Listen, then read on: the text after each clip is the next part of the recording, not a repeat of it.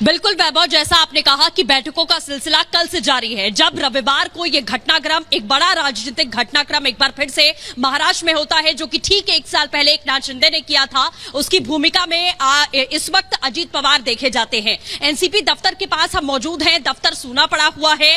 कल भी जिस तरीके के हालात यहां पर रहे कि सुप्रिया सुले, जयंत पाटिल यहां पहुंचे जरूर, लेकिन सन्नाटा है इस वक्त एनसीपी दफ्तर में। अगर बैठकों के दौर की बात करें तो शरद पवार पुणे से मुंबई आ चुके हैं। कल उन्होंने एक तरीके से शक्ति प्रदर्शन करके दिखाने की कोशिश की कि जो कार्यकर्ता हैं, जितने और विधायकों का दावा अजीत पवार कर रहे हैं कि वो जा चुके हैं अजीत पवार के साथ में, लेकिन वो विधायक शरद पवार के साथ हैं। और सबसे महत्वपूर्ण दिन अगर कुछ होने वाला है वैभव, तो वो कल का होने वाला है, क्योंकि कल ये पता चलेगा कि आखिरकार कितने विधायक किसके साथ हैं।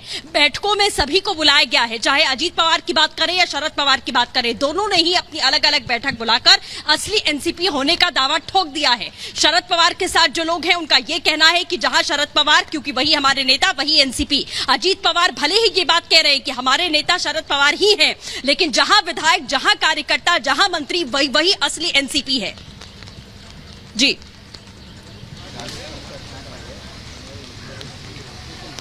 बिल्कुल, लगातार सृष्टि जिस तरीके से आप जानकारी दे रही हैं, बैठकों का दौर लगातार चल रहा है और ये सिलसिला रविवार से जिस तरीके से शुरू हुआ था। और अब सबसे बड़ा सवाल जो है वो ये कि अगर इस वक्त वर्तमान में एनसीपी के अजीत गुट की हम यहां पर बात करें, उसके पास आखिर कितने आंकड़े हैं, क्योंकि अब जो पूरा खेल है वो भी आंकड़ों की तरफ कहीं ना कहीं अटका हुआ है। दावों के इतर जो है वो स्थितियां ये समझने की हर कोई कोशिश कर रहा है कि आखिर उसके पाले में कितने नेता हैं। और देर शाम कल प्रेस कॉन्फ्रेंस जिस तरीके से अजीत पवार गुट की तरफ से की गई थी, अजीत जो है पवार सामने आए थे, पटेल सामने आए थे, भुजबल सामने आए थे, और उन्होंने अपनी पूरी स्ट्रैटेजी यहां पर क्लियर करते हुए कहा कि संख्या बल हमारे साथ है।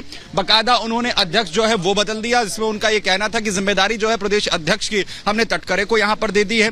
और साथ ही साथ उन्होंने बार बार इस चीज पर जोर दिया कि शरद पवार जो है वही हमारे यहां पर नेता, उन्हें हम समझाने की कोशिश करेंगे। यानी कि जो स्थिति है उसमें पूरी तरीके से क्लियर है कि शरद पवार को अभी भी टैकल नहीं कर पा रहे हैं यहां पर अजीत पवार गुट के तमाम लोग। लेकिन आज जो ये बैठकें होने वाली हैं, इसमें अजीत पवार के लिए सबसे बड़ा ये चैलेंज है कि जिन 40 विधायकों के समर्थन का वो बार बार दावा कर रहे हैं, कल प्रेस कॉन्फ्रेंस में भी उन्होंने यही कहा। वो ये कहते हैं कि अगर हमारे पास दावा नहीं होता या हमारे पास इतने विधायक नहीं होते तो हम उप मुख्यमंत्री पद की शपथ आखिर क्यों लेते। वो उस तारीख 2019 की तारीख हालांकि इस स्थिति में भूल जाते हैं। लेकिन इन तमाम स्थितियों के बीच में उद्धव गुट जो है, जो वो भी कहीं ना कहीं सक्रिय है, वो भी उन्हें भी वो 1 साल पहले की जो तस्वीर जिस तरीके से उन्होंने झेली थी, वो कहीं ना कहीं उनके जहन में एक्टिव होती हुई नजर आती है। वो अपने जो तमाम सांसद हैं, उनके जो विधायक बचे कुछ है, उन्हें भी सहेजते हुए जो है वो इस वक्त नजर आ रहे हैं। लेकिन उद्धव गुट की क्या कुछ स्थिति है, ज्यादा जानकारी के लिए रुक करते हैं। हमारी सहयोगी मोनिका भी हमारे साथ है यहाँ पर इस वक्त। मोनिका, उद्धव गुट को क्या एक बार फिर से डर सता रहा है? बिल्कुल सुमित, उद्धव गुट की क्या स्थिति है वो भी हमारे दर्शकों को यहाँ पर बता देते हैं। बिल्कुल सुमित, जिस तरीके से बैठकों का जो दौर जारी है उसमें उद्धव गुट भी पीछे नहीं है, क्योंकि जिस तरीके से अजीत पवार के साथ तमाम जो विधायक थे उन्होंने बगावत कर दी, मंत्री पद की शपथ भी ले ली, और इसके साथ 40 विधायकों का दावा भी अजीत पवार करते नजर आ रहे हैं। इसके साथ ही जो अन्य पार्टियां हैं अब उनमें भी हलचल तेज हो गई है कि कहीं ये ना हो कि हाल उनकी पार्टी में भी देखने को मिले। यही एक बड़ी वजह है कि पहले धोखा खा चुके उद्धव गुट, उद्धव ठाकरे अब इस बार अपने विधायकों को समेट कर रखना चाहते हैं। तमाम जो विधायक है, पदाधिकारी हैं, शिवसेना भवन में उनके साथ बैठक बुलाई गई है। आपात ये बैठक बुलाई गई है उद्धव ठाकरे की तरफ से। उद्धव गुट के तमाम जो विधायक है वो इस बैठक में शामिल होंगे।